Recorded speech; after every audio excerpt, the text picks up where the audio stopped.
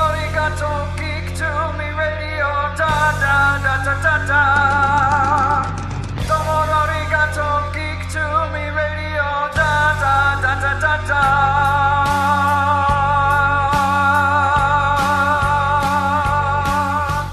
Welcome, welcome, welcome, geeks and nerds, girls and boys, to the 200th episode of Geek to Me Radio. My very special guest today, Alan Burnett, executive producer and writer and director on so many beloved animated features. We're going to talk to him, dig into his career, what his favorite projects were from his career, all that and more. Stand by.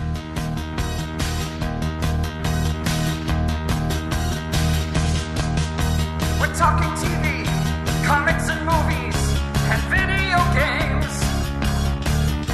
And if you don't know Star Trek from Star Wars, we'll try to explain. There are 12 doctors, 4 Hogwarts houses, 1 ring rules them all. To be the greatest Pokemon master, you must catch them all. You must catch them all. Try to catch them all. Gotta catch them all. Gotta catch them all. And for those of you finding us for the very first time, welcome to Geek to Me Radio. I'm your host, James Enstall. For you longtime listeners, thank you for being with me on this ride as we celebrate now our 200th episode since we first aired here in St. Louis on a radio station, now broadcasting to all of you worldwide. So thank you all for joining me. Thank you for continuing to stay with me. Make sure you're following me on Twitter and Instagram at Geek to Me Radio so you never miss an update or a show announcement or anything else. We have a full show today with our guest. Let's go. Right now, we're joined by multi-Emmy Award-winning writer, producer, creator, Alan Burnett. Alan, thanks so much for your time today. Very good to be here. Where to start with your impressive resume of credits you've got under your belt for both writing and producing? I listened to an interview that you did a few years back, and evidently you started out as an NBC page way back in the day. And kind of one of your first animated experiences was working on NBC when they were doing the Fantastic Four. Yes, I was a page at NBC, and there was an internship that I tried out for in children's programs, and I got it. And so I became an intern at NBC for about, I don't know, half a year to a year. And my 2 bosses, the manager of children's programs was Gene McCurdy, who would go on to become my boss on Batman the Animated Series, and Margaret Lesh, who was the director of children's programs at that time, who would go on to run so many things, including Hanna-Barbera. She was the vice president in charge of production, but she sort of just ran that place. And so these 2 women represent like my bosses for half my career. So it was good to have become an intern at children's programs. So my job there was to go over storyboards and stuff, make notes, and report these notes back to mostly Margaret Lesh, who would then call up the producers with the notes. And one of the shows they were doing at the time was the Fantastic Four, which did not have the Human Torch because they didn't want to promote a character who could light on fire. Right. So they had this little crazy robot guy, and I was a huge comic book reader when I was a kid, and Fantastic Four was one of my favorite comics, and Jack Kirby was one of my favorite artists. Yes. And I'm reading these boards and making notes on boards that Jack Kirby wrote, drew, and it was kind of I was just amazed that I was in this position. I was just like 27, 26. And anyways, and you know what? He was, his boards were hard to figure out. And later on, I talked with people who also dealt with his boards and said, yes, they were. He sort of drew them like comic book panels. And sometimes you didn't quite see the hookup. And so I made those notes, but I wish I would have met him. But it was not to be. But I was I was privileged to, be among the first at a network to go over his boards. And having done that job, like you said, being a kid growing up reading comic books like Batman and Spider-Man and the Superman family of comics and things like that, to look back at your career now must be very surreal that you had such a huge hand in not only creating new characters for this world, but just being able to play with so many of them. Yeah, I mean, I really was a big comic book reader for about like 5 years between, the ages of 9 and 14, I guess. And then I went on to, you go on to James Bond and stuff like that. Right. But when I first started on Batman the Animated Series, I had the grateful task of going back to DC Comics, being flown back to New York to go through all the Batman comic books from 1955 to 1991, which was when I started there.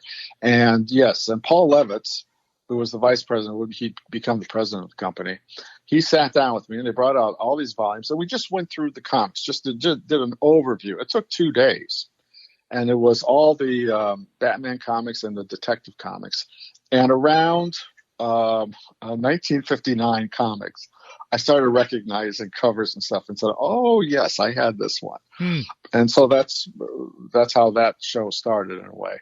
But yes, when I was a kid, I read comics voraciously. And I even got a subscription to Spider-Man because I never wanted to miss Spider-Man.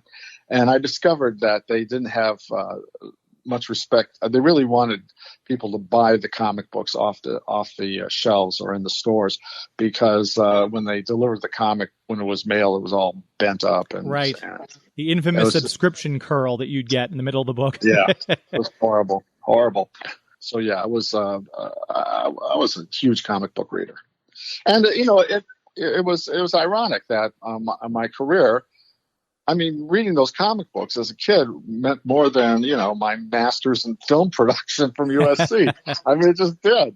So it's funny how what you do comes back to help you or, help. Yeah, in my case, helped me a great deal.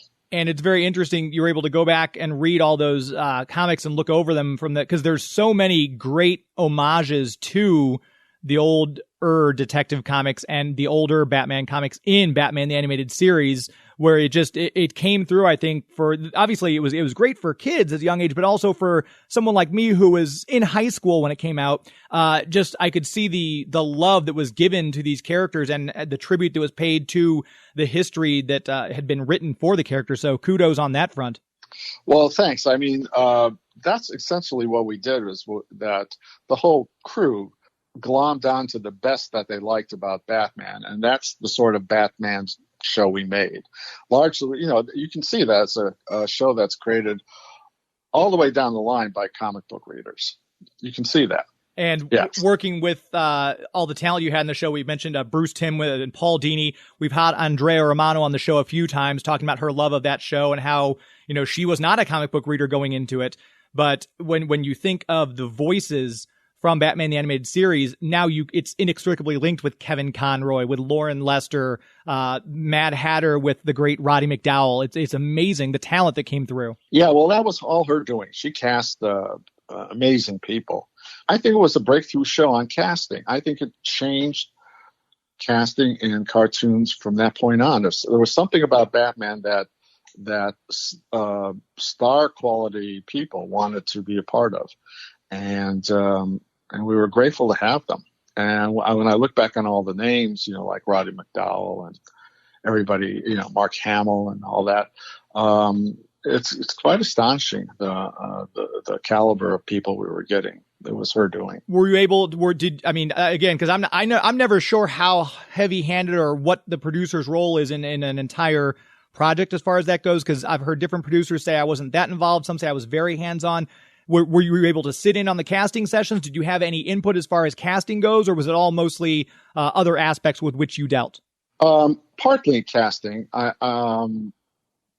My memory is if we had any ideas, we'd give them to Andrea Romano, but she came up with a lot of people. And and I guess all of us had something to do with it, and especially Bruce.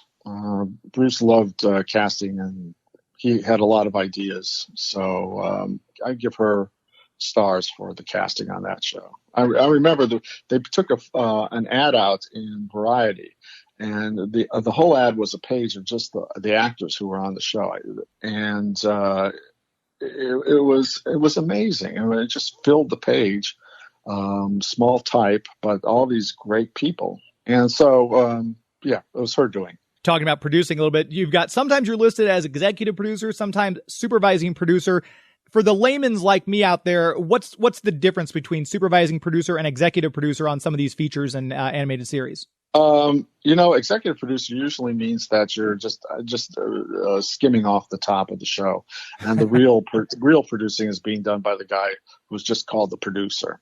And an associate producer is the same way, except it's on a lower level. But mostly those years, I was a producer and a writer. Right. Warner Brothers sort of split up the production jobs between writers and artists, in that the producers who were writers were in charge of the scripts, and they looked at the boards for as far as I was concerned, just for story points. And on the other side of it were the producer directors who were artists and dealt with the whole art area. So I went to recordings and made my notes, sometimes to editing sessions, but I had my hands full a lot with just getting the scripts out. So that was mostly what my main job was. Of all the obviously fantastic projects you worked on for Warner Brothers DC Animation, Static Shock, which is still beloved, and now there's talking about bringing Milestone comics back to the DC universe and either doing a live action movie or another animated series for Static Shock. You got to work with the late great Dwayne McDuffie on that. And from what I understand, that was his first foray into actual animation. We'll take our first break, come right back, talking more with Alan Burnett, so please stand by.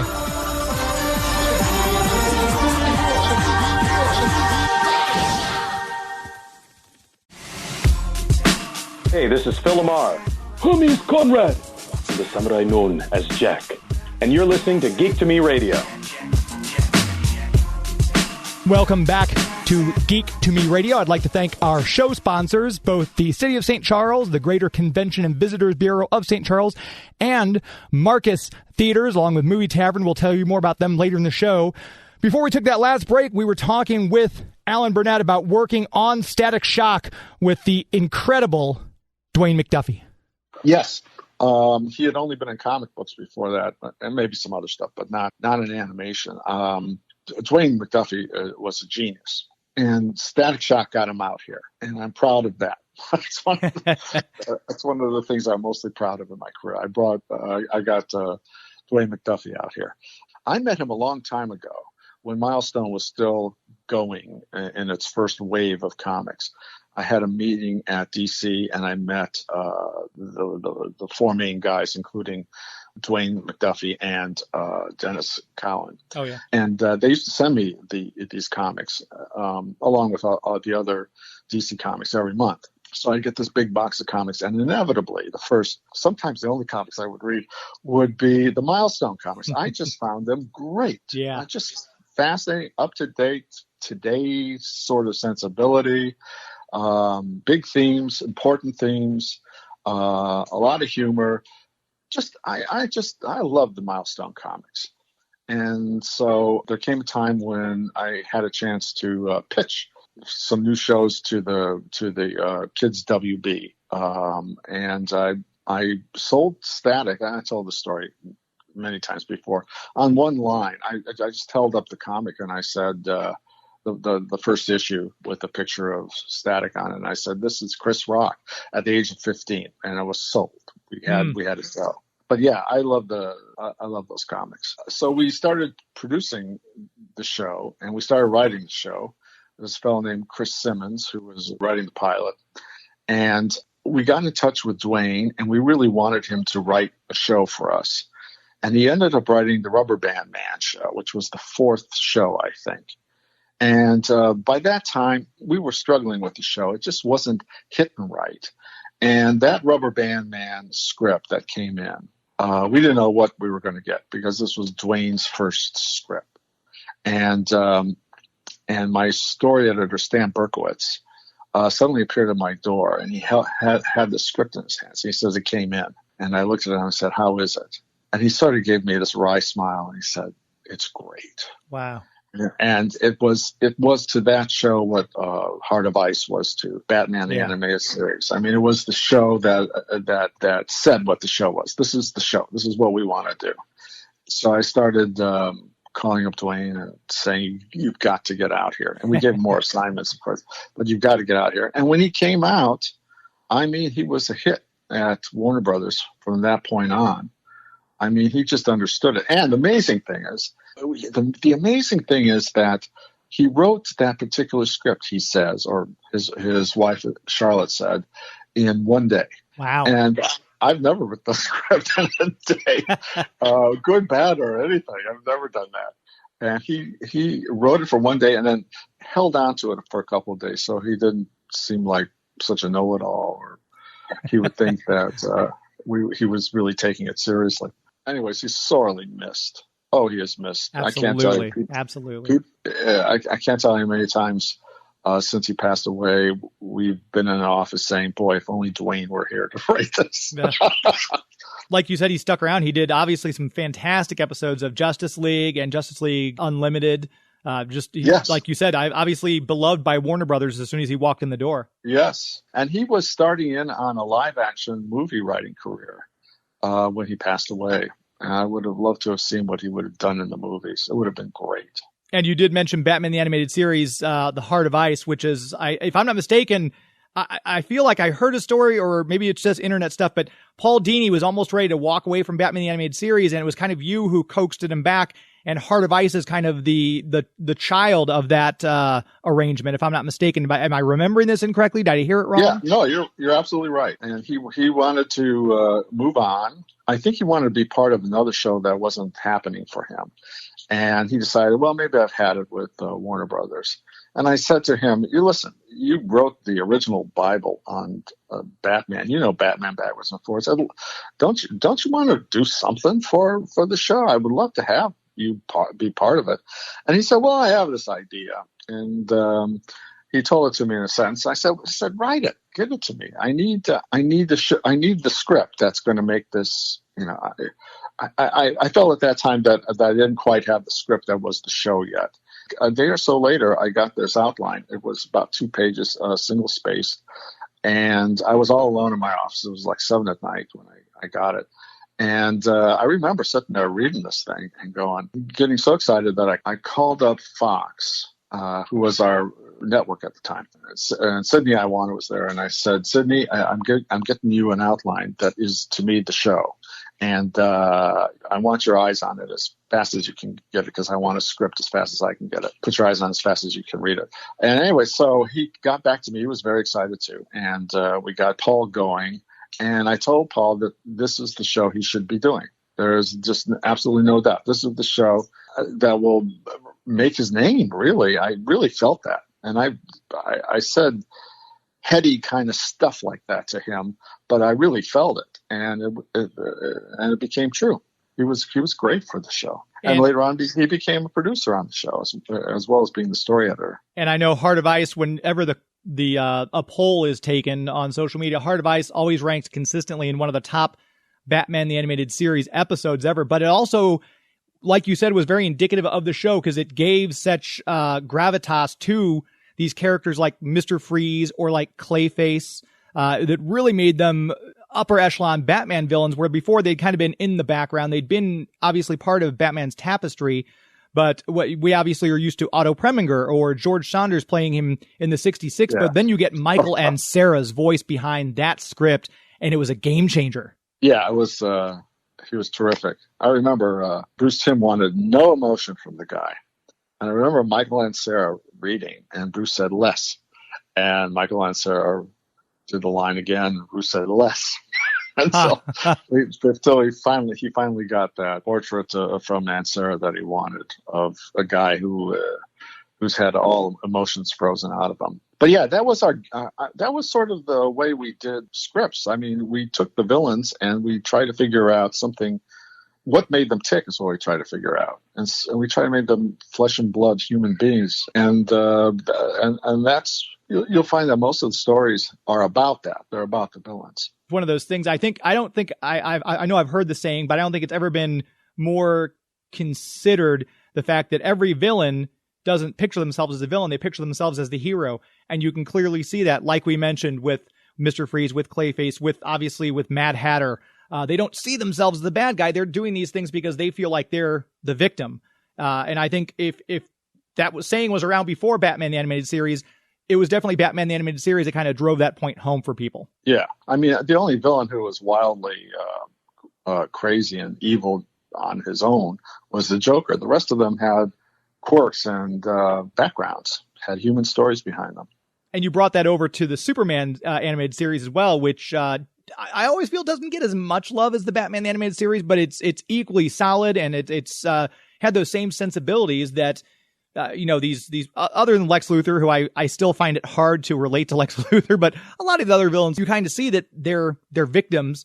But like I said, Alan, you've had such an amazing career getting to play with all these people and getting to write and create brand new ones in many cases. Do you have, of the, let's say, the villains you've gotten to write and work with in any of these animated projects, do you have a favorite?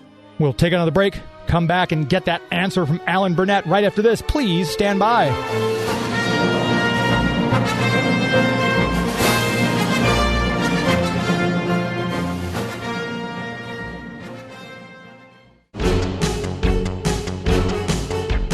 Hi, this is John Glover, and you're listening to Geek to Me Radio.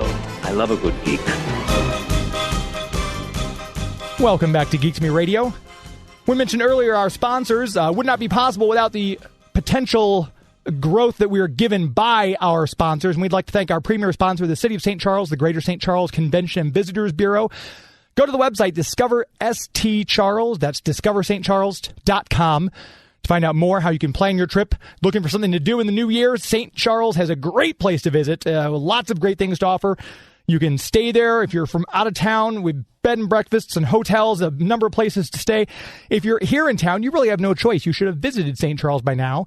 You can plan your trip right now, see what there is to see and do, all that and more directly from the website, discoverstcharles.com. That's discoverstcharles.com. Before we took that last break, we were chatting with Alan Burnett, and we talked about of all the different villains he's gotten to write for and work on these animated shows, including Batman, the Animated Series. Does he have a favorite? Well, in the beginning, my favorite villain was Two-Face, and I liked him as a kid. I remember reading the first Two-Face story and being amazed by it. And what I did was, what I thought that we did that was different was that we gave he was a split personality before he got disfigured. I've always I've felt that just disfiguring your face doesn't turn you into a monster, but if you had problems before that, maybe it could bring out that problem. And that's what I thought was the original idea that we had with Two-Face. But I read a comic book where this theme was also in the comics, but I read it after we had done the show. But I always liked Two-Face. I like split personalities. I love ventriloquist. In fact, Paul and I have just written a comic book together, Paul Dini and I, that has the ventriloquist, and it was great fun. And that'll be coming out in December and January. But anyways, I love the ventriloquist and the Joker. They all have something to them that makes them interesting. I'm trying to think of others that they all have something. And so next question. For Batman Beyond, we're moving forward in the timeline. That obviously brand new idea. And it's at the time, I remember watching it, the pilot, I guess, the opening movie for it, which kind of was the pitch, I guess, or the groundbreaking thing to get it into the series, and it aired in the evening. And I remember watching it thinking, I'm not quite sure, but it's one of those things now I look back on, and I can't imagine not having Batman Beyond. It's brilliant. It's still got a great life in the DC Comics. and to know that you had a hand in creating that, were there nerves going into pitching something brand new based on something so successful as Batman the Animated Series, or did you kind of already feel like we laid the groundwork, we got this? Well, we went in to talk about the next season of Batman with the head of the network, Jamie Kellner. And he was the one who said, we'd like to do a Batman show with a younger Batman. We think we'll bring in more younger viewers. We were getting sort of the 9 to 14 viewers. And for Saturday morning, they really wanted 6 to 11. So we really worked it out there. There was no set pitch. We said to him, we were thinking about it, thinking out loud, and we said, well, either he could be young Bruce Wayne, and we follow him around the world, going from one place to the other and learning his craft, but then he wouldn't have a Batman outfit, and we wouldn't have characters like the Joker. We decided instead to go in the future and create a new Batman who was a young man, Terry McGinnis in this case, and have Batman, Bruce Wayne, as his mentor. And Bruce Wayne would have been close to 90 at this time. And so right there, that's how it was talked up in that office. And we went back and started working on it. I ended up writing an outline for a 2-parter, and got made into a script, and then was made into the show. The irony of it, and there's a lesson to be learned here, is that the show was as dark as Batman, if not darker. Yeah. And so those 9 to 14-year-olds were not going to go away. And I'll tell you something, in the end, I mean, we got up, I think, to show number 54 or something. We had one more season to go, I think. And by this time, the network was telling other production companies who were coming in to pitch superhero shows that Batman Beyond was not what they wanted to do. Wow. So we heard this through the grapevine, and I can't blame them. And the lesson to be learned is that if you really want to shake things up, you just get all new people and let them start at square one. We were probably the wrong ones to do this, but on the other hand, we got a show that got a great reception, and the character still talked about and had his own comic books. And is still sort of, it's part of the whole Batman, what do you call it, legend, I guess. And so it hasn't gone away. People still think about it as a living thing, So we did good on that part. We did good for the fans, We made something that we weren't really particularly nervous that people weren't going to accept the thing, because we thought, it pleased us, and we're fans. So, but in the end, it just the show was still too old for what they wanted on Saturday morning. And some of the episodes of that, again, some of my favorite episodes, like Out of the Past, where they bring back Ra's al Ghul. But obviously, the 2-part episode, The Call. I still get chills when Superman first shows up, and that's when you again co-wrote with Paul Dini. Yeah, that was a good one, and we had fun with that. Yeah, we had fun with that. So. And I don't know if this has changed, but I feel like you've said before one of your favorite episodes of Batman Beyond was The Egg Baby, which was brilliant in its simplicity. But it kind of, again, shows Terry trying to juggle. And it felt, again, it's a little reminiscent of how Peter Parker must feel as Spider-Man constantly juggling things. But we never really saw that with Batman. But here we've got the younger Batman, and we kind of now see that same side, which I can see why it's one of your favorite episodes. Yeah, it was a great idea. And it was one of those episodes I just saw the comedy. It was right there. And I took an active part in writing it, and I really enjoyed it. I'm trying to think, but I think it's the only daytime Emmy the Batman people ever got. I think it is. And part of the reason is because it's comedy. It's light and fun, and had a story idea that was...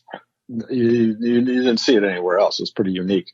So, I don't think Batman Animated Series ever got a daytime Emmy for Best Series, but I think Batman Beyond, that one did. So I love that one, yeah.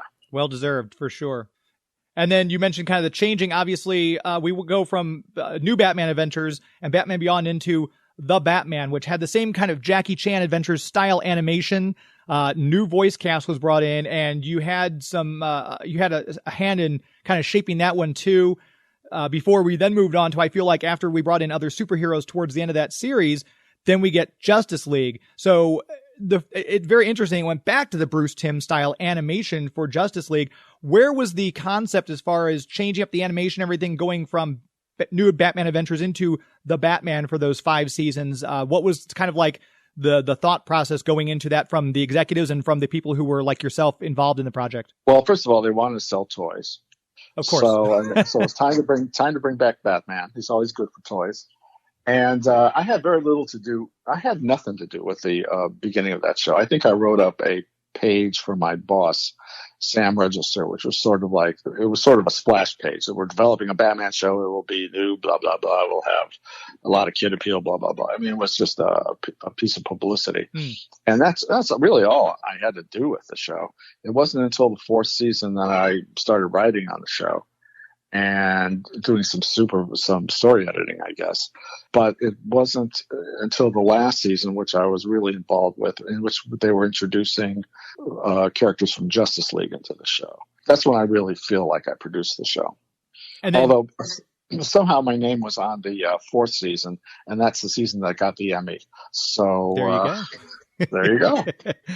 And then, like you said, you transitioned. I know you weren't initially involved with the Justice League animated series, but you did come in on Justice League Unlimited. Was it a time commitment thing? Did you have too many other projects to transfer in on that one? No, I just didn't have any time.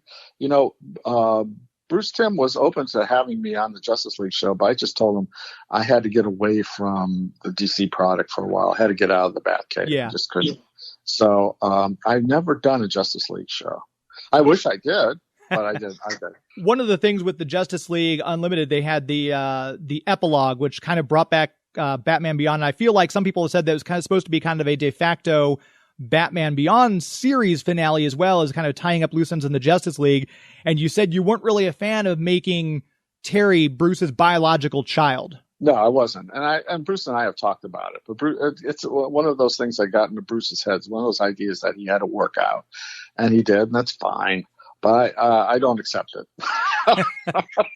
I don't. I just think Batman is. You don't have to be the prince to the kingdom. You don't have to share. You don't have to have the genetics to become Batman. You have to have the willpower. So he's the most democratic of all superheroes. Anybody can become Batman. It doesn't depend on genes or your or who your family, where you came from. It's totally you. And I think that was one of the large appeals about the Batman Beyond series was this wasn't Bruce Wayne. He didn't have the upbringing. He wasn't a rich kid. And he had the heart of a hero, though. And I think that's one of the appeals of Batman Beyond. So I can honestly see it both ways. That epilogue episode didn't bother me, but again, it was kind of like, oh, well, that's interesting take on everything. So it's a weird dichotomy how I feel about that. Well, it was just, Bruce is a great fanboy. One of the reasons he just has his pulse on things, and he just was compelled to work that out. Once it got in his head, he just had to work it out. So there it goes. That's that story. And you've worked on a lot of the DC animated features, which I'm not alone in this opinion by any means, are much, much better by far than a lot of the live action DC offerings that have been out there, just in terms of storytelling. And as Kevin Conroy says, you can do a lot more with animation than you can with live action, certainly. But I think it's the heart of them is the story, the way they're fleshed out and everything like that. And with the death and return of Superman, which was just a year ago, you actually did the death of Superman way back on one of my very favorite cartoons, Superfriends Galactic Guardians, which I think is still the best of those cartoons. But you were killing Superman off way before it was cool. We'll pause right there, come back, and continue chatting with Alan Burnett, writer and producer on so many projects. Stay tuned.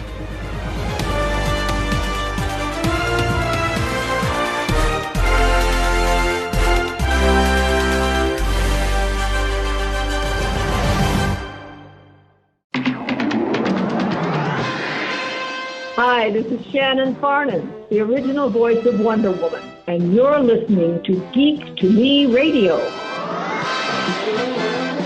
Welcome back to Geek to Me Radio. Chatting with Alan Burnett about all the work he's done. Obviously, Superman, the animated series. He'd worked on some of these feature DC animated films like The Death and Return of Superman, but we mentioned that he was killing Superman way back in the 80s before it was cool to do so. He did it on Challenge of the Superfriends. Well, my favorite comic book as a kid, it was The Death of Superman, the one where Luthor shoots him with these deathly kryptonite rays, while Lois and Perry White and Jimmy Olsen look on helpless.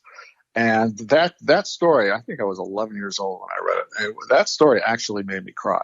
And so I wanted to do something like that for Superfriends. And we were in the second season where we were allowed to be a little more, we were allowed to appeal more to older kids. So we managed to do it. And I remember he was one of the notes that came through from Broadcast Standards, who we worked with pretty closely because they were very touchy about stuff, was does the dead Superman have to have green skin? It's just so scary for our audience. And we said, yes, he does. And they ended up accepting it. But it worked out well for Super Friends. Of course, that story ends happily. Yes. The imaginary story from the comic book is a tragic story. And I picked it up about, I don't know, 3 or 4 years ago at some comic book convention. And it still had power. It still had a lot of power. I don't think there's a meaner Luthor in any story that has ever happened. I think he comes off as about as mean a supervillain overall of all the villains. He comes off as dastardly as any of them. So it was a great comic. And there's been so many iterations of Lex Luthor, but again, it's something about these animation things. Whenever I read a Superman comic, I hear Clancy Brown in my head when I hear Lex Luthor, when I'm reading Lex Luthor parts, and talk about a dastardly guy as far as the Superman animated series and everything like that.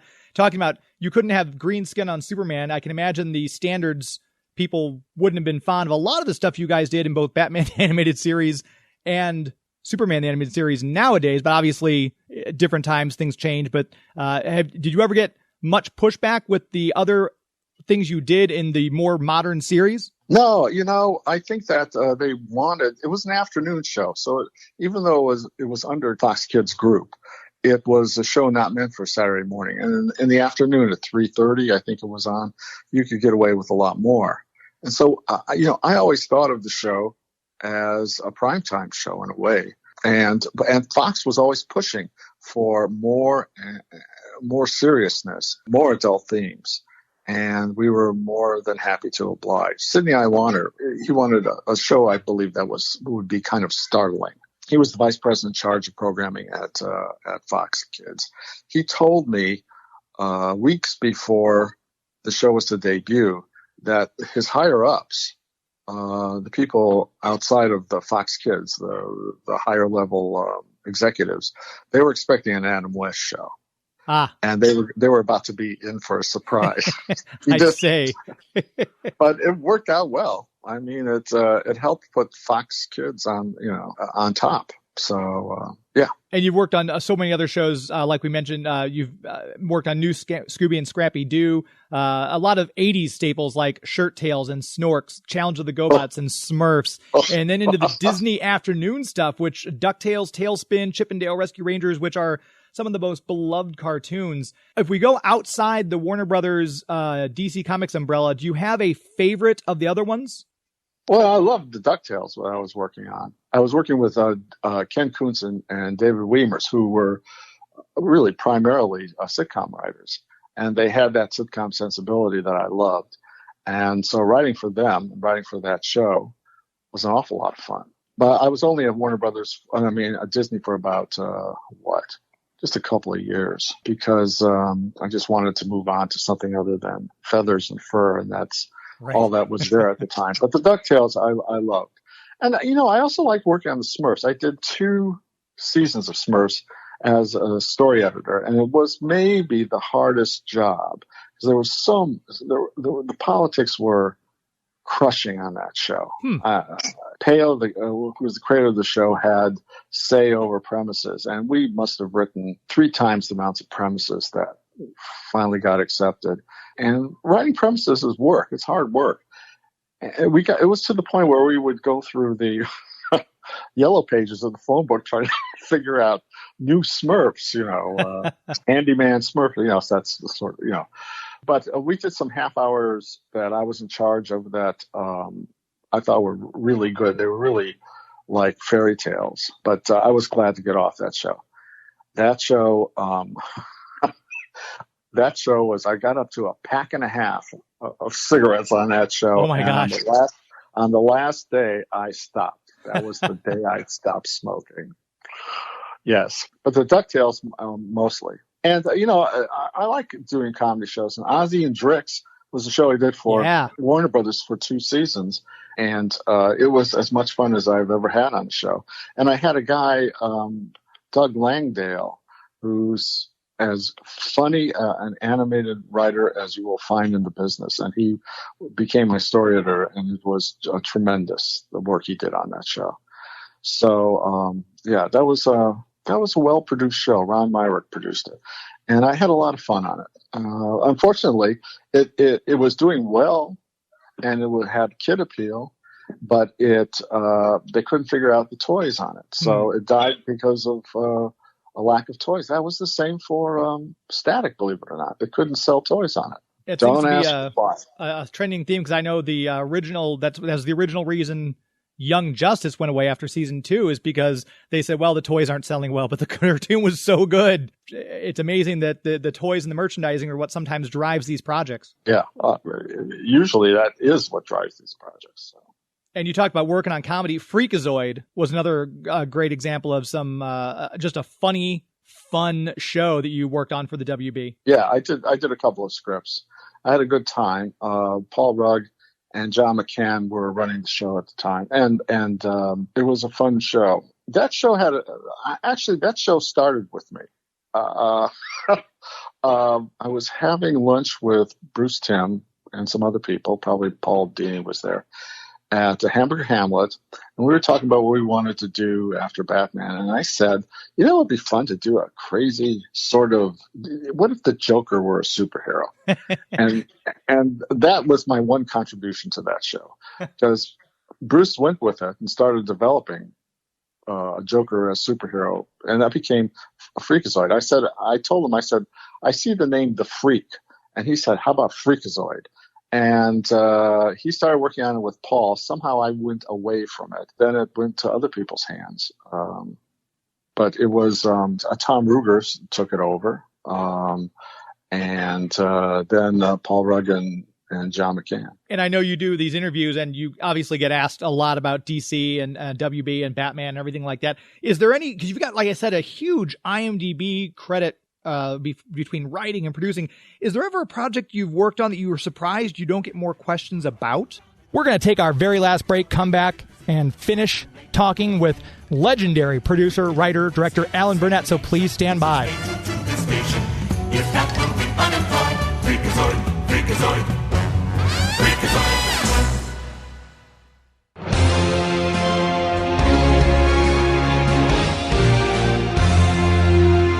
Hi, this is Andrea Romano. I happen to be the voice director for many animated series, including the Justice League. You are listening on Geek to Me Radio. Welcome back to Geek to Me Radio. Finishing up our talk with Alan Burnett. Before we get back into that conversation, I want to remind you, Marcus Theaters. That's marcustheaters.com. Also with Movie Tavern now. Great places to see a movie. We just saw Wonder Woman 84 in theaters, and it was glorious to behold. The movie, no matter what you think of it, movies are always better when you see them on the big screen. And that's just something that can't be replicated no matter how good your home theater system is.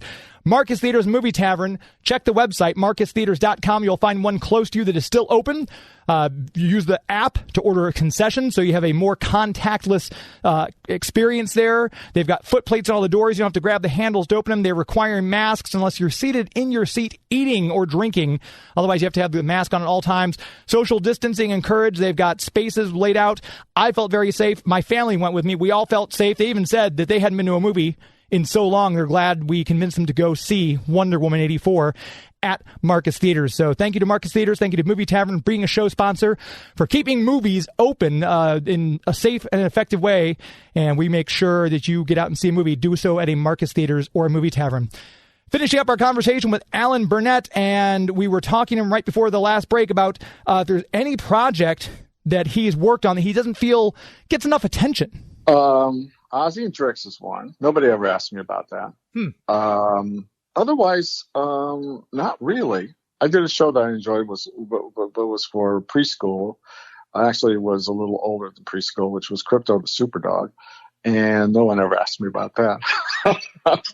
But I've been lucky. People have paid attention to what I'm doing, and I just feel that Ozzy and Drix was just a fine cartoon. So I can't.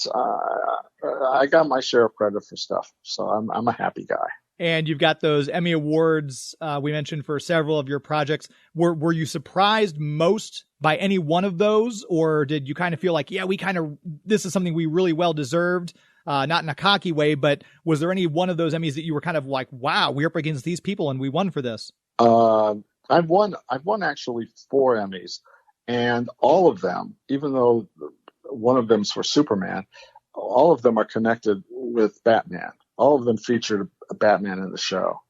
And I'm trying to think what the 4th one was, but the second one, the primetime Emmy that we got for the Superman show with Batman Superman, the world's finest. Yeah. That is my favorite thing that I ever did. And I was happy to get an Emmy for it. Yeah, that still holds up. I mean, a lot of people have even said, we got the big budget Batman versus Superman a couple years back, and they're like, why couldn't it have been more like World's Finest that you guys did? Because it was this perfect. There was that rivalry, but just well written out Lex Luthor, and it couldn't have been better. Yeah, there was it had a lot of comedy to it, and I like it when the shows have comedy to it.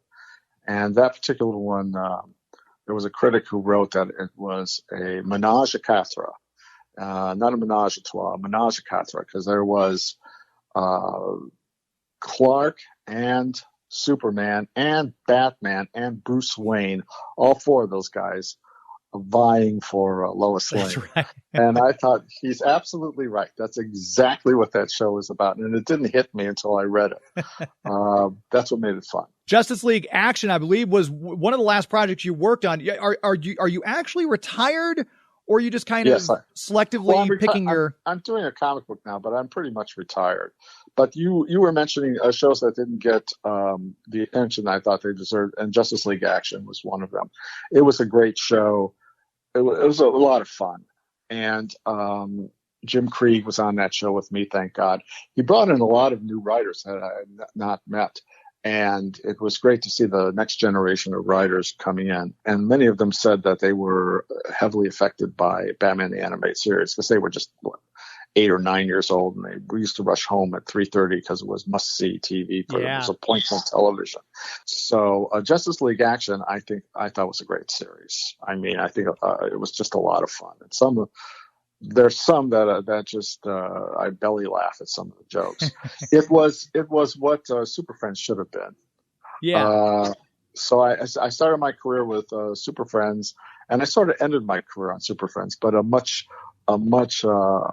higher level of quality. But yeah, that was an awful lot of fun, that show. It was a nice going out show for me. I've been retired. I live in Florida now. I've been retired, 3 or 4 years. And in the last year, I got a call from Andrew Marino, who's a story editor at DC Comics. And they wanted to do more stories in the Batman animated series vein. So Paul Dini and I have been writing these comics together for about a year now. Yeah, I've got some of those series. That's as soon as I saw that was being made, I'm like, well, I'm going to make sure that I add that to my pull list because you can't go wrong. Well, we have a 30-page holiday issue coming up, which is great. It's the best thing we've done. It's just a lot of fun. So be on the lookout for that. It's a digital comic book. It comes out as a regular comic book the first week after January. Perfect. I'll be on the lookout for that as well. And I know we talked about obviously Justice League Action. We talked to Andrea Romano, and she said she would come out of retirement if the Warner Brothers higher-ups decide to do a Justice League reunion with the original cast, George Newbern, Susan Eisenberg. And I know you weren't involved with that series, but a lot of people, I'm not sure if you're aware on Twitter, the hashtag JLReunion, because the fans really want to get the original 7 to come back. I've been lucky enough to have all of them, Carl Lumley included, on my show to talk about the series and what it meant to them. Andrea said she would come out of retirement to direct it, even if it was a movie, if they did it.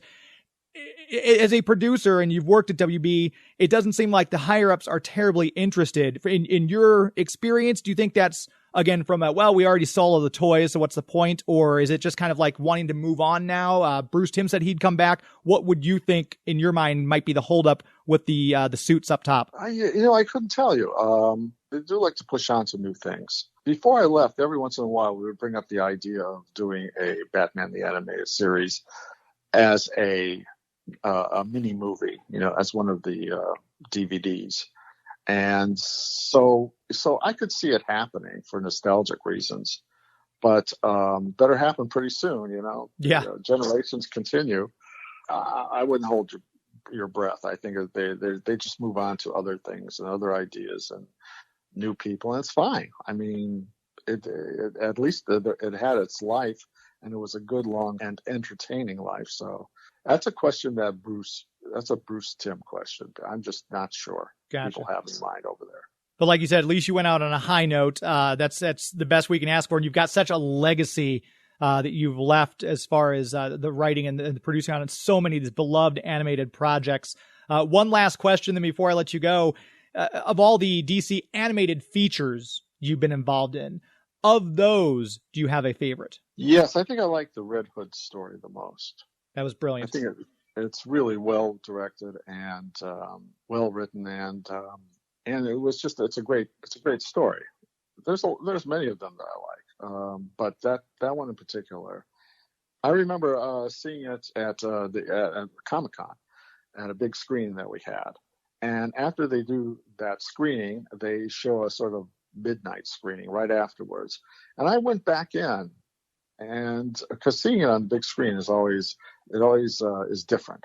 And I went back in to watch it again. I've never done that with others, but that one in particular I thought was really well done. That's saying something, because I said you've got a lot of credits to be proud of under your belt. And I know you're not on social media much. If people want to kind of keep up with you at all, talk about obviously you're working on this new comic and everything like that.